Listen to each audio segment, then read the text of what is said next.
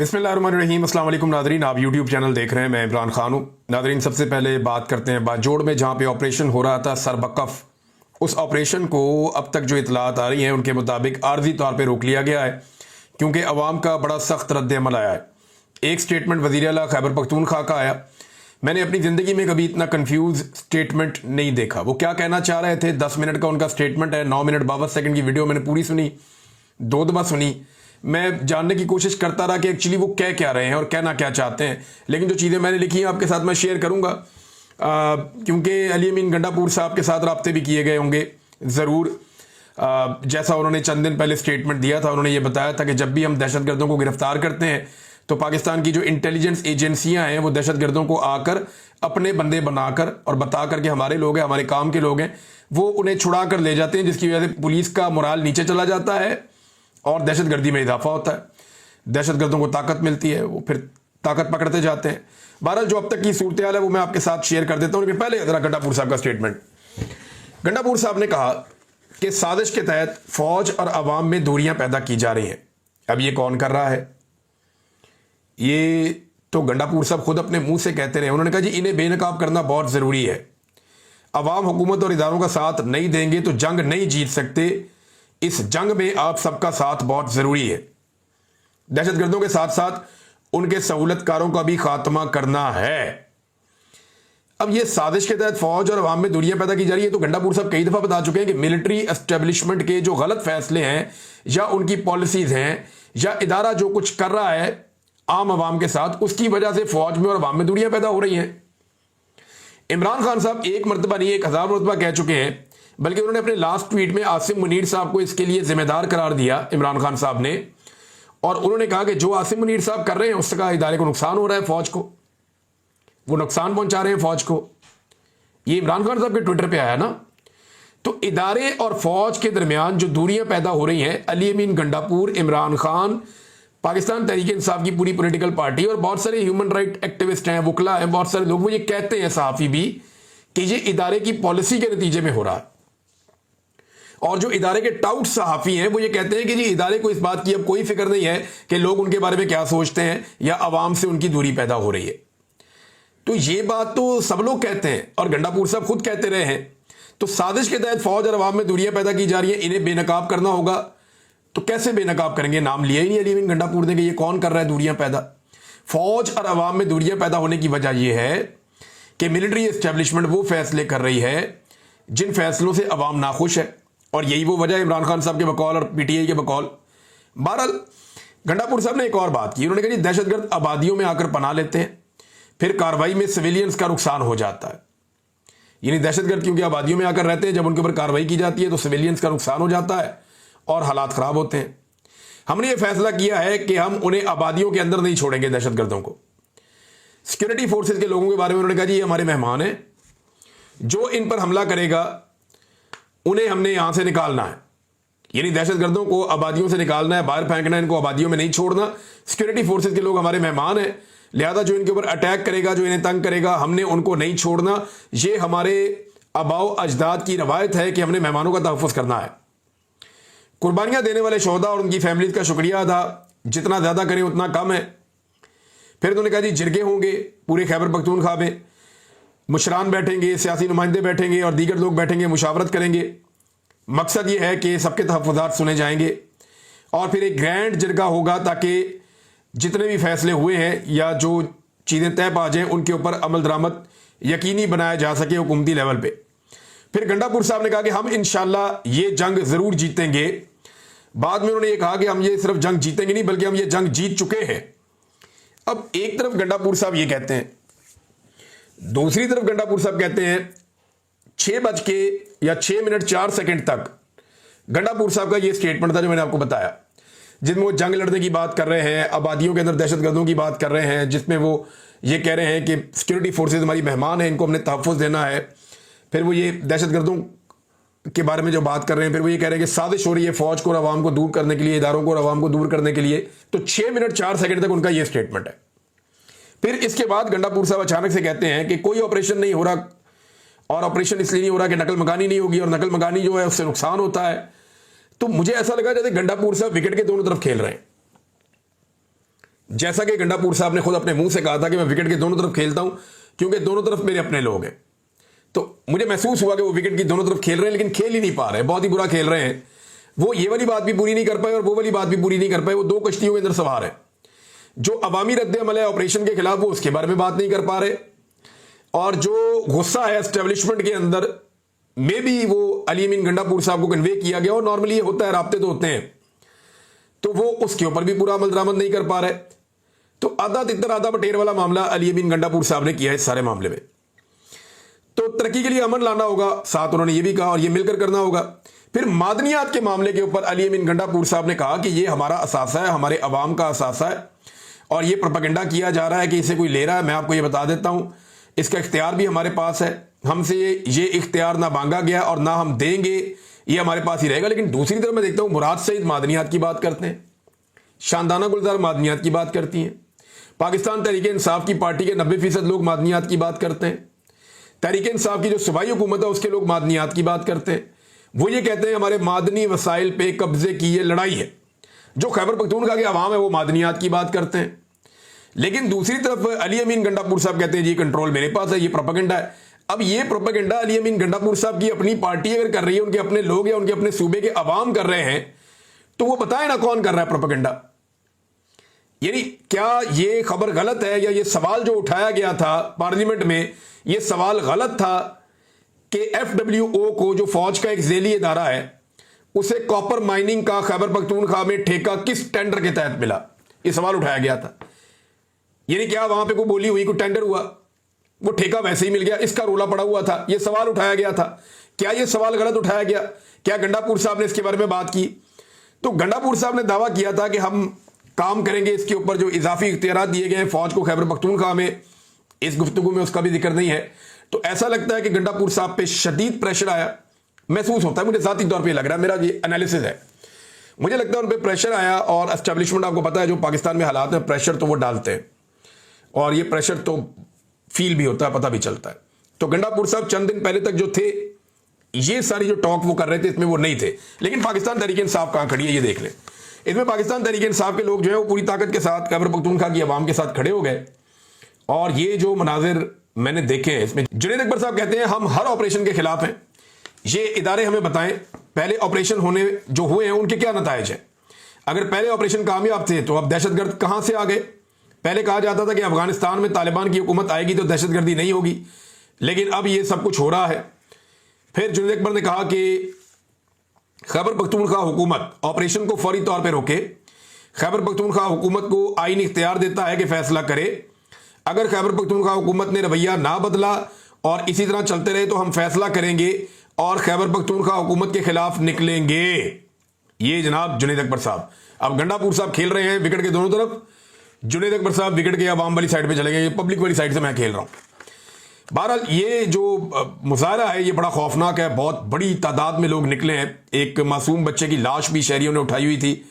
मैंने बड़े लंबे अरसे के बाद इतनी बड़ी तादाद में लोग देखे जो बाजोड़ में एक दिन के ऑपरेशन के बाद अवाम निकलकर सामने आई है, बहुत बड़ी तादाद में। शाहिद खटक साहब ने भी कोई तस्वीर शेयर की है, गुलजफर खान साहब जो इस इलाके के रहने वाले हैं उन्होंने कुछ तस्वीर शेयर की हैं। बड़ी शदीद वहां पे नारेबाजी भी हुई, इवन फोर्सेस के खिलाफ भी नारेबाजी हुई, दहशतगर्दी के खिलाफ भी नारेबाजी हुई।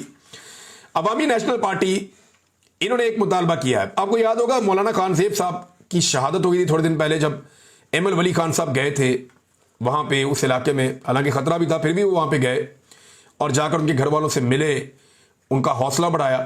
बड़ी अच्छी बात थी, मैंने उस दिन तारीफ की थी। अब ये मौलाना खान ज़ेब साहब भी इस ऑपरेशन के शदीद मुखालिफ थे और इसके रास्ते की एक बहुत बड़ी दीवार थे। मौलाना खान ज़ेब के कातिल भी नहीं पकड़े गए, कोई कार्रवाई भी नहीं हुई। और मौलाना खान ज़ेब जो है देखिए ना, वो तो ऑपरेशन के खिलाफ थे ना, तो कोई दहशतगर्द उन्हें क्यों मारेगा? ये सवाल भी अपनी जगह पे ना। उनको तो वो मारेगा जो अमन का दुश्मन है, उनको तो वो मारेगा जो चाहता है कि कुछ ना कुछ ऐसी एक्टिविटी चलती रहे, या अवाम का दुश्मन है जो उनको मारेगा। बहरहाल अवामी नेशनल पार्टी ने एक मुतालबा किया है, स्पीकर से मुलाकात की अवामी नेशनल पार्टी के सूबाई असम्बली के रुकन निसारबाज खान ने।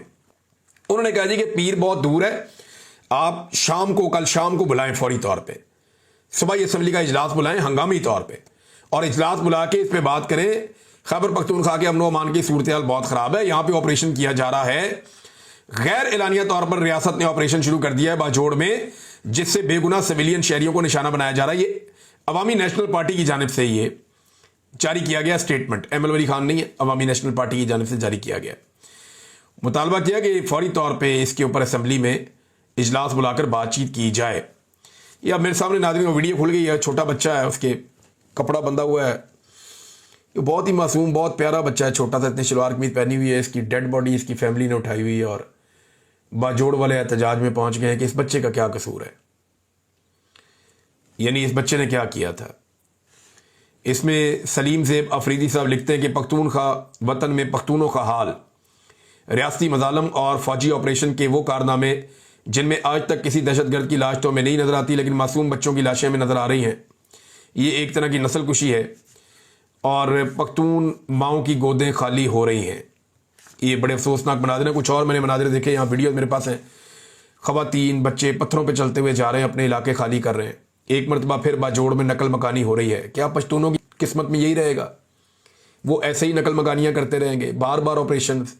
यानी कभी ऐसा हुआ दुनिया के इस एक इलाके में को 20 ऑपरेशन हो गए एक सूबे में और अभी तक अमनो अमान ही नहीं आया, और हर ऑपरेशन के अंदर हज़ारों जाने गई हैं, सैकड़ों जाने गई हैं, फिर भी बलूचिस्तान में और खैबर पख्तूनख्वा में अमन नहीं आ सका। सिर्फ KPK में 20 ऑपरेशन रिपोर्ट हुए, ये 22वां ऑपरेशन वहाँ की जो मकामी क़यादत है वो ये कह रहे हैं।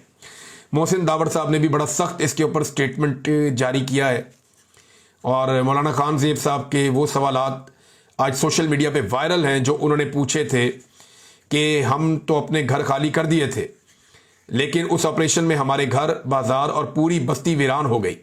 जिसके खिलाफ ऑपरेशन किया गया था वो दोबारा कैसे पैदा हो गए? ये वो सवाल है जो पूछा था मौलाना खान ज़ेब साहब ने। गुलज़फ़र खान जो हैं, जिन्होंने पाकिस्तान तहरीक इंसाफ की जानिब से इलेक्शन लड़ा था बाजोड़ में, और क्योंकि वहाँ पे एक पाकिस्तान तहरीक इंसाफ के साथी जो थे तहरीक इंसाफ वालों के, वो शहीद हो गए थे और उनके भाई ने फिर इलेक्शन लड़ लिया, तो वो छोड़ के चला गया, शहबाज शरीफ की काबीना में शामिल हो गया। तो ये कुरान मजीद हाथ में लेकर बहुत बड़ी तादाद में लोग निकले और इन्होंने ये कहा कि कल हमारे बाजोड़ में तोप के गोलों से 3 बंदे शहीद और 20 से ज़ायद ज़ख्मी हैं। आज कर्फ्यू तोड़ कर हम मार्च करेंगे। तो लोगों ने आज कर्फ्यू तोड़ दिया है। खैबर पख्तूनख्वा की गवर्नमेंट ने भी ये ऐलान किया कि जनाब कोई कर्फ्यू यहाँ नहीं लगा सकता DC, और दफ़ा 144 का निफाज नहीं कर सकता। तो बाजोड़ के अवाम के हमरा कर्फ्यू तोड़कर मार्च कर रहे हैं। ये गुलज़फ़र खान साहब ने स्टेटमेंट दिया, हाथ में कुरान पाक और बाजुओं पर काला कपड़ा बांध कर दोनों दहशतगर्द गिरोह के सामने जरगा करेंगे कि हमें जीने दे। ये दोनों दहशतगर्द गिरोह कहते हैं जी हमें दोनों तरफ से दहशतज़दा होते हैं। दहशतगर्दों की तरफ से, तालिबान की तरफ से भी होते हैं और फौज की तरफ से भी होते हैं, क्योंकि हमारे ऊपर दोनों की गोलियां आकर गिरते हैं, हमारे ऊपर दोनों की गोलियां आकर गिरती है। तो हम तो दोनों तरफ से पिस रहे हैं। इस तरफ जनाब वो तालिबान है, इस तरफ जो सिक्योरिटी फोर्सेज है, बीच में हम पिस रहे हैं और 21 ऑपरेशनों के बावजूद कोई हल नहीं निकला। अब वो लोग ये कहते हैं जी इसका हल हम खुद निकालेंगे।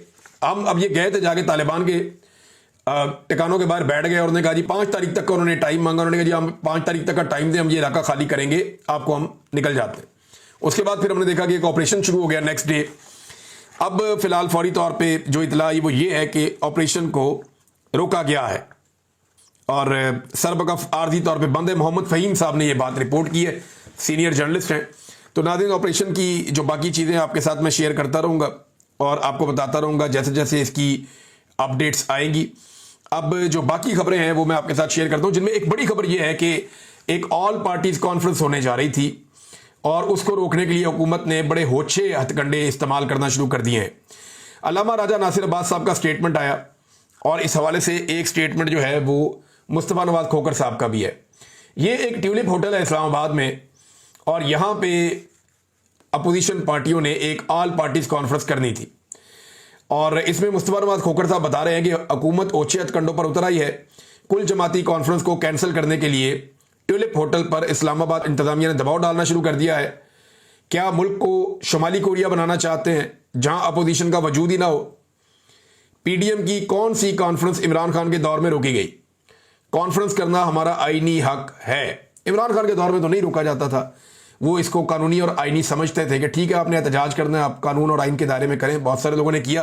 तहरीक लब्बैक के साथ उनका फटा हुआ वो भी एस्टेब्लिशमेंट की वजह से हुआ और तहरीक लब्बैक के मुतालबात जो और वो एस्टेब्लिशमेंट वाले ही मुझे ऐसा लगता है लेकर आते थे, क्योंकि देखे ना जो मैक्रोन था जिसके खिलाफ तहरीक लब्बैक के लोगों ने बहुत बड़ा एहतजाज किया और मेरी नज़र में ठीक था। मैक्रोन ने तौहीन रिसालत सल्लल्लाहु अलैहि वसल्लम के मामला वहाँ पे किए फ्रांस में, उसके ऊपर ये इल्ज़ामात लगे और उस मामले पे तहरीक लब्बैक के लोग भड़क गए। उन्होंने जी मुतालबात करना शुरू कर दिए कि ये करो वो करो वो करो। बाद में हमने देखा कि जब पीडीएम की हुकूमत आ गई तो पीडीएम के लोगों ने जाके मैक्रोन से जफ्फे डाले, मैक्रोन को गले लगाया। ये बाकायदा वज़ीर आज़म इनकी काबीना, ये मैंने बिलावल को भी देखा था, तो कुछ भी नहीं किया तहरीक लब्बैक ने, उस वक्त बिल्कुल खामोश रहे। इमरान खान ने मजम्मत की लेकिन उसके खिलाफ एहतजाज हुआ, इन्होंने जाके जफियां डाली लेकिन इनके खिलाफ एहतजाज नहीं हुआ। तो यहां पे सवालात पैदा होते हैं जिनका जवाब तहरीक लब्बैक वालों के पास भी बेचारों के पास नहीं है। वो बेचारे फिर सोशल मीडिया पे टमक टोइयां करते हैं या गालियां देते हैं। ऊपर लिखा हुआ होता है कि नामूसे रसालत के लिए जान भी कुर्बान है और नीचे जो गालम गलोच की हुई होती है। मुझे समझ नहीं आती कि ये उलमा इनको सिखाते क्या है, ये आलिम दीन इनको बताते क्या है कि आप किसी की भी माँ बहन की गालियां दें, आप बदतमीजी करें, किसी की निजी जिंदगी के अंदर घुस जाएं। ये बहुत अजीब लगता है। यानी ऊपर आपने लिखा हुआ है कि नामूसे रसालत के लिए जान भी कुर्बान है, सरतन से जुदा, इस किस्म की चीज़ें भी लिखते हैं, बहुत जज्बाती जुमले लिखते हैं, खून को गरमाते हैं वो चीज़ें। लेकिन जो अमल है वो नीचे वो है ही नहीं, बड़ा अजीबो गरीब है। नीचे गालम गलोच, बदतमीजी और पता नहीं क्या कुछ है। सेनेटर अल्लामा राजा नासिर अब्बास साहब ने भी इसी मामले पे ऊपर बड़ी शदीद तनकीद की है। बल्कि हुकूमत का एक और मामला है जिस पे इनकी जमात जो है अल्लामा राजा नासिर अब्बास साहब की जमात, ये अब एक बहुत बड़ा एहतजाज करने भी जा रही है। MWM जो ज़ायरीन जाते हैं ईरान में, इराक में, यहाँ से ज़मीनी रस्ते से, उसके अंदर इनका क्लेम है कि अरबों रुपए का नुकसान हो गया ज़ायरीन का जिन्होंने होटलों की और बाकी बुकिंग्स की हुई थी। अब उनको रोका जा रहा है कि ज़मीनी रस्ते से आप नहीं जा सकते क्योंकि लॉ एंड ऑर्डर मेंटेन नहीं है। थोड़े दिन पहले वज़ीर दाखिला कह रहा था कि एक SHO की मार है दहशतगर्द, और आज सूरत हाल ये है कि वो ये कहता है कि लॉ एंड ऑर्डर मेंटेन नहीं है, लिहाजा आप ज़मीनी रास्ता इस्तेमाल नहीं कर सकते। नाज़रीन, अब ज़रा चीनी वाला मामला ले लें। ये भी बड़ा एक इंपॉर्टेंट मसला पाकिस्तान में फंस गया। खबर ये चलाई गई है, ये जियो के ऊपर आप खबर देखें, वज़ीर आज़म का ताकतवर शुगर माफिया से टकराने का फैसला। अंदाज़ा करें आप कि पाकिस्तान के वज़ीर आज़म ने ताकतवर शुगर माफिया से टकराने का फैसला कर लिया। इनकी अपनी मिलें हैं और मैं आपको एक खबर पढ़ के सुनाता हूं, और ये बड़ी इंटरेस्टिंग खबर है शाहिद असलम साहब की। इमरान खान के दौर में खुद शहबाज शरीफ पर रमजान शुगर मिल्स का 25 अरब रुपए का मनी लॉन्ड्रिंग का केस बन गया। 25 अरब रुपए का मनी लॉन्ड्रिंग का केस बन गया रमजान शुगर मिल के ऊपर। इमरान खान के दौर में पर्चा हो गया, FIA ने दे दिया पर्चा, तहकीकात शुरू हो गई और तहकीकात के बाद पर्चा हुआ था। DIG उस वक्त के जो डायरेक्टर FIA थे डॉक्टर रिजवान, उन्होंने पर्चा दिया था और हमजा शहबाज और सलमान शहबाज ये दोनों भी इसके अंदर मुलजिम थे। बाद में आपको पता है कि कैसे वो उनका इंतकाल भी हो गया। सलमान शहबाज केस के फौरी बाद बरतानिया फरार हो गए। सलमान शहबाज साहब तो फौरी तौर पर जैसे केस हुआ वो तो निकल गए पाकिस्तान से, बरतानिया चले गए। और इस केस में कई गवाह जो हैं ऐसे हैं जिनकी जान ही चली गई, वो लोग ही मर गए। एक चपड़ासी था मकसूद, ये और कुछ और लोग थे, वो दुनिया से चले गए, फौत हो गए। उनका पता ही नहीं चला कि वो बेचारे कैसे फौत हो गए। शहबाज शरीफ ने जनरल बाजुआ से मुबैना डील की और ना सिर्फ केस से बच निकले बल्कि वज़ीर आज़म भी बन गए। अब शहबाज शरीफ साहब कह रहे हैं कि वो शुगर माफिया के खिलाफ टकराएंगे। अंदाजा करें आप, यही शहबाज शरीफ जो खुद शुगर माफिया के केस के अंदर था और इसने डील की मुबैना तौर पे जनरल बाजुआ से, जो अब एक हकीकत है, सारी दुनिया उसको जानती है, यही शहबाज शरीफ अब शुगर माफिया से टकराएंगे जिनके अपने घर की शुगर में है। अंदाजा करें। और इसका केस भुगता हुआ है इन्होंने और आगे अपना NRO लिया और अपनी जान छुड़ाई है इन्होंने। खबर यह है, जो एक इंक्वायरी रिपोर्ट है उसके मुताबिक 5 लाख टन चीनी की इब्तदाई इंपोर्ट की इजाजत डिप्टी वजीर आजम इसहाक डार साहब की सरबराही वाली कमेटी ने दी है और ये दस्तावेजात वजारत ग़िज़ाई तहफ़्फ़ुज़ की हैं जो ये बता रही हैं कि डार साहब ने हरकत की है। अच्छा, पैसा किसने कितना बनाया, जरा ये आप देखें। ये अखबारात में खबरें लग रही हैं और बाकायदा ये खबरें जो हैं ना सिर्फ अखबारात में लग रही हैं बल्कि इनकी हेडलाइंस चल रही हैं और वो ये बताती हैं कि शुगर माफिया ने टका के पैसा बना लिया है। शुगर मालिकान ने 300 अरब रुपए कमाए हैं। ऑडिटर जनरल ने इस बात का इंकशाफ किया है, कोई आम आदमी नहीं कह रहा, ऑडिटर जनरल है पाकिस्तान का जो ये कह रहा है कि शुगर माफिया ने 300 अरब कमाए। और पब्लिक अकाउंट कमेटी के FBR और वजारत सनत से सख्त तरीन सवालात मिल्स मालिकान के नाम भी तलब कर दिए गए कि बताओ किस किसने कितना कितना पैसा कमाया, तो वो सारा रिकॉर्ड आ गया है। और अब एक नई खबर आ रही है और यह खबर जियो न्यूज पे चल भी चुकी है और सेक्रेटरी इंडस्ट्रीज ने एक ब्रीफिंग दी है जिसमें उसने यह बताया कि चीनी दरामद करने के बाद अक्टूबर में चीनी की कीमत 256 रुपए फी किलो हो जाएगी। आज जो चीनी 200 रुपए से ऊपर है वो 256 रुपए किलो हो जाएगी, वो ये कह रहे हैं। तो ये अरबों रुपए का ये खबरें मैं नहीं देता होता था, ये असल में मेरे वो दोस्त घूम गए जो माइक लेके गलियों में फिरते थे। वो अगर आज होते मेरे दोस्त कहीं ना खो जाते तो मुझे जरूरत ही ना पड़ती, वो लोगों से खुद ही पूछ लेते। लेकिन मेरी दिलचस्पी इससे ज्यादा इस बात में अवाम की जेब पे तो डाका है, लेकिन ये अरबों रुपया जाग इनकी जेबों में रहा है। ये है सोचने वाली बात कि माफिया अवाम को कैसे लपेट रही है। इमरान खान के दौर में 80 रुपए की चीनी बहुत महंगी थी, आज 200 रुपए से ऊपर वाली सस्ती चीनी पाकिस्तानियों को दस्तयाब है। और एक और इंटरेस्टिंग बात बताऊं आपको मैं कि मुजरे सेहत चीनी और गंदम इंपोर्ट की गई